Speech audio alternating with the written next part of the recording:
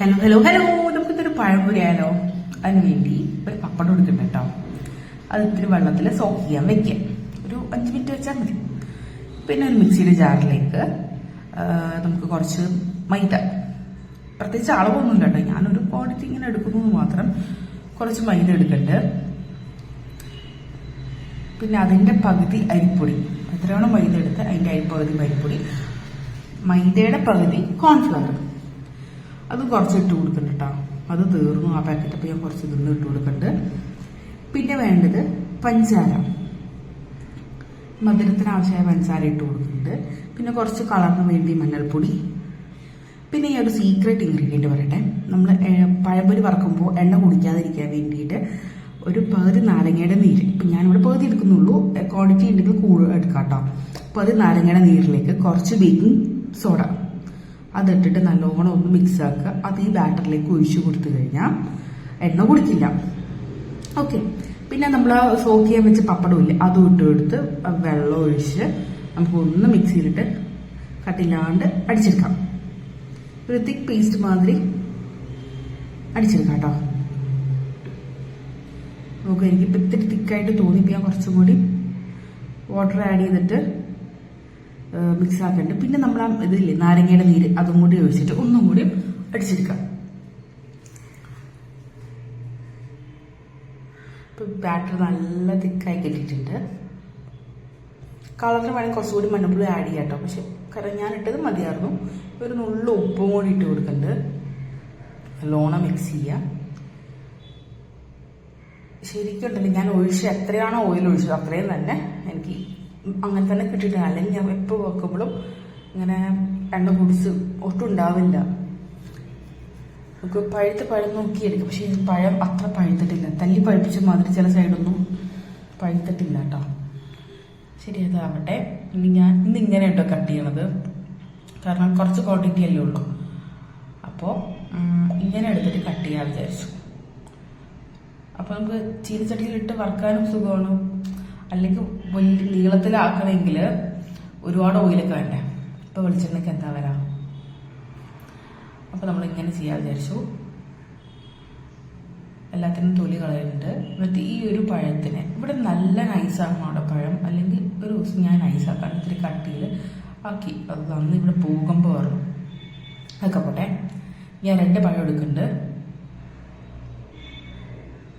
അതിനേമാതിരി തൊലികൾ കളഞ്ഞ് കട്ട് ചെയ്തെടുക്കാം. കട്ട് ചെയ്യാതെ ഞാൻ കാണിച്ചു തരാം കേട്ടോ. നമ്മൾ ബ്ലേഡിൽ അതേമാതിരി തിന്നാക്കിയിട്ട് കട്ട് ചെയ്യണം.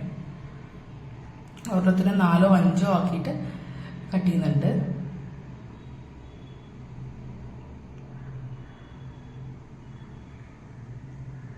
അങ്ങനെ എല്ലാത്തിനും കട്ട് ചെയ്തെടുത്തിട്ടുണ്ട്. ഇനി നമുക്ക് ഓരോന്നും ബാറ്ററിലേക്ക് ഇട്ടിട്ട് മുക്കിയെടുക്കാം.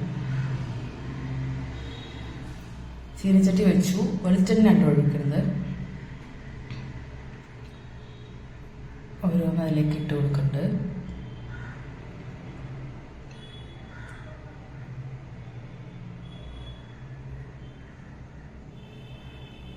നമ്മളെ ഹെൽപ്പ് ചെയ്യാൻ നമ്മുടെ ആളാട്ടോ വന്നേക്കണത്. അങ്ങനെ ഓരോന്നായിട്ട് നമുക്ക് ഫ്രൈ ചെയ്തെടുക്കാം. ഇങ്ങനെ ചെയ്ത് ഐ എം ഷുവർ ഒട്ടും എണ്ണ കുടിക്കില്ല. ഇപ്പം നിങ്ങൾ നോക്കട്ടെ എത്ര ക്വാണ്ടിറ്റി വെളിച്ചെണ്ണ ഉണ്ട് ഇതിൽ. ഇത് തന്നെ ഉണ്ടാവും ലാസ്റ്റ് ഇത് ഫ്രൈ ചെയ്ത് കഴിയുമ്പോഴും. നല്ലൊരു ടിപ്പല്ലേ. നാരങ്ങ നീരിൽ കുറച്ച് ബേക്കിംഗ് സോഡ ഇട്ടിട്ട് ഫ്രൈ ചെയ്തെടുക്കുക. നമുക്ക് നല്ല കളർ കിട്ടിയിട്ടുണ്ട്. ആ മഞ്ഞൾപ്പൊടി മതിയായിരുന്നു കേട്ടോ.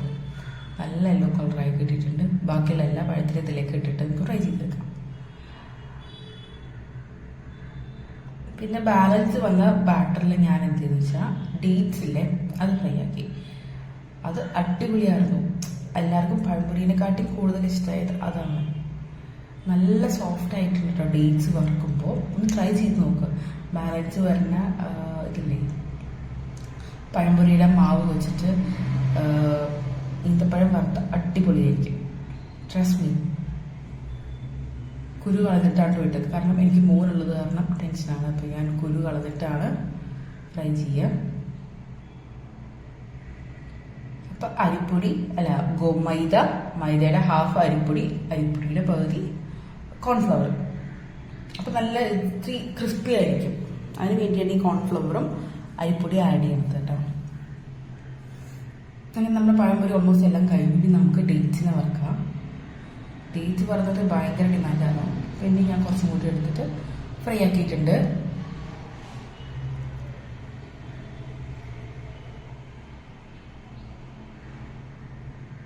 കാണിച്ചു തരാം കേട്ടോ അതിൻ്റെ ഒരു സോഫ്റ്റ്നെസ്.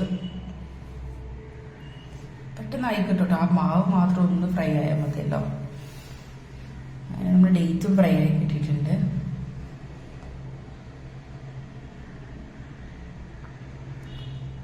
അപ്പോൾ നമ്മുടെ ഡേറ്റ്സും പഴംപൊരിയും സെറ്റ്.